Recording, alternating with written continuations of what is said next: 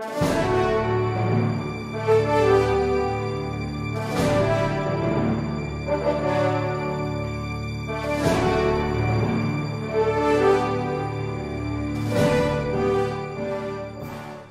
because I'm sorry, the Your Honor. tendency of the question is a cross-examination.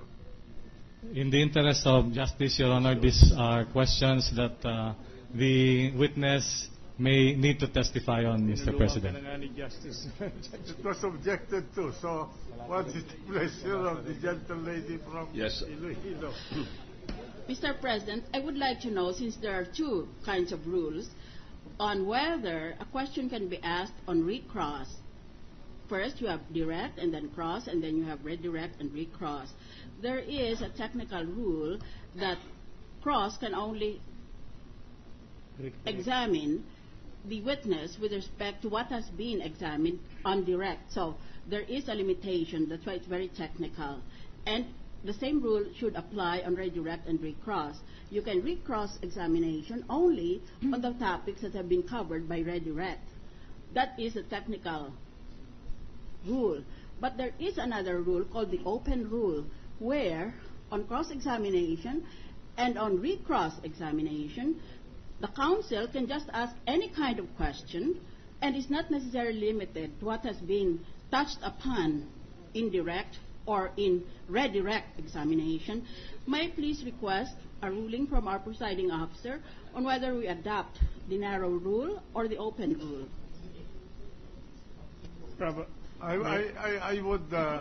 would adopt the open rule because in cross and recross, you mix up the right of the defense counsel to test the credibility of the witness. Besides, Your Honor, there is no manifestation whatsoever on the part of the counsel for the prosecution relative to being permitted to ask additional redirect,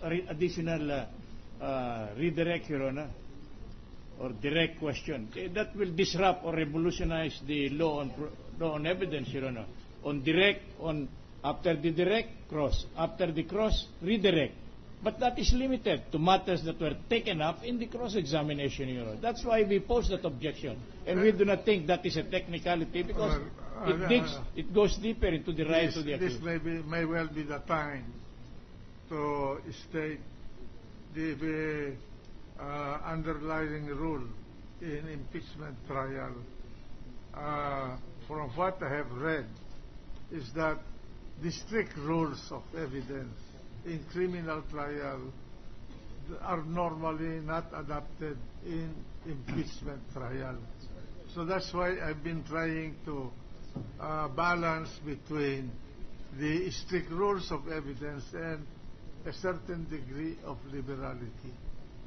So let us allow the witness, the prosecution, to propound question on his redirect and examine each question whether that is a proper question in redirect.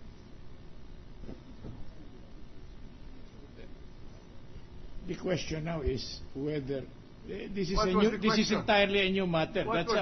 That's our perception of the question, Your Honor. Precisely, I asked the gentleman whether he's doing a redirect or he's trying to. The tendency of the question is trying to question the competence of his witness. No, Your Honor. I am on redirect. I am asking redirect examination, Your Honor. To make a redirect examination. All right. Thank you, Mr. President. Ms. Witness, in your certification for account number 089-121-019593, the closing date there appears to be December 12, 2011. Is that correct? Correct, sir. All right.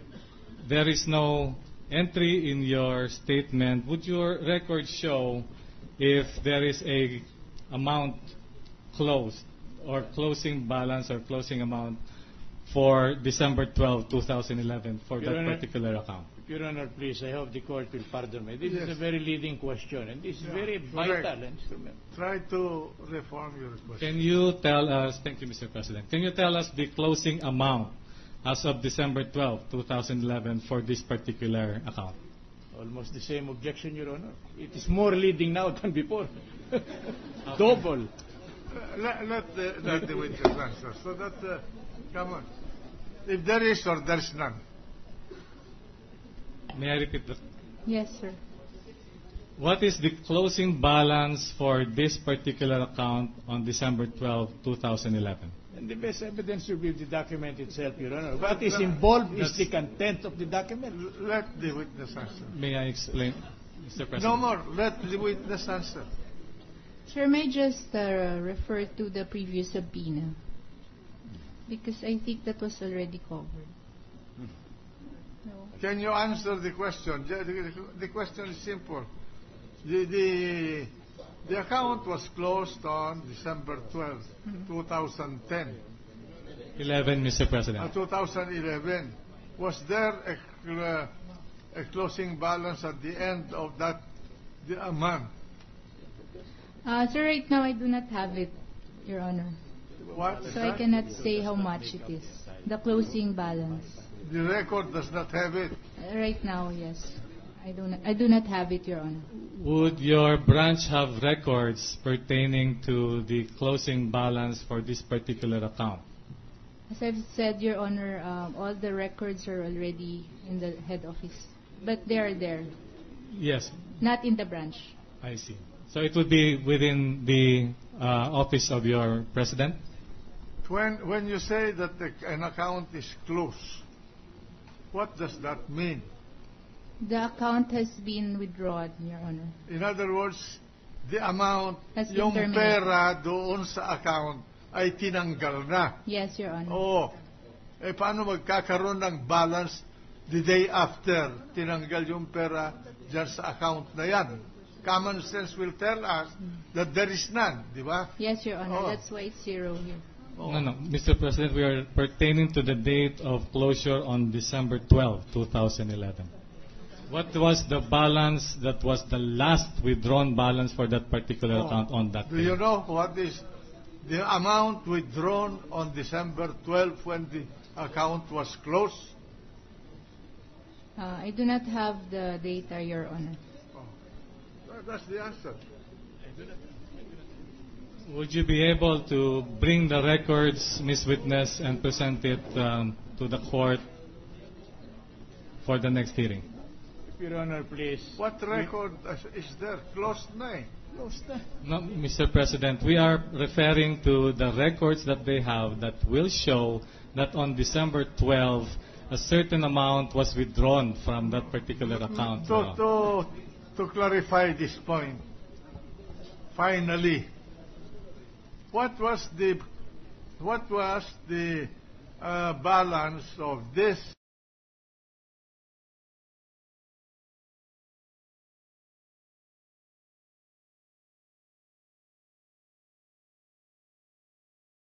No, what was the balance of this account?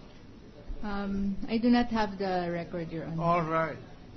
So I do not know.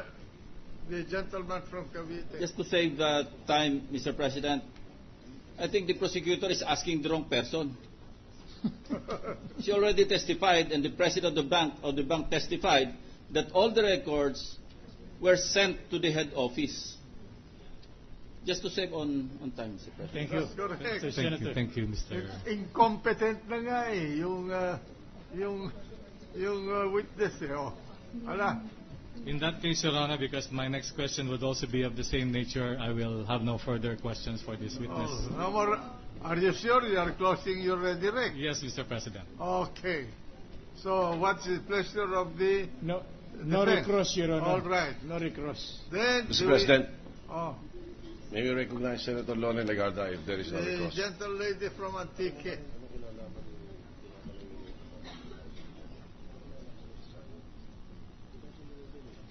Maybe I should start with a Malabon question of and the the Majority Leader.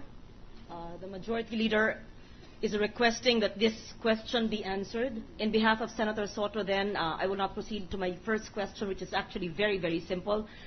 He is asking what is the relevance or the materiality of the question of the prosecutor regarding the closure of the December 12 account? Thank you. 2011, I'm sorry. To the SAL-N. To the SAL-N. That is not my question. That's a question of the Majority Leader. There is evidence, Your Honor, that shows that 3 accounts were closed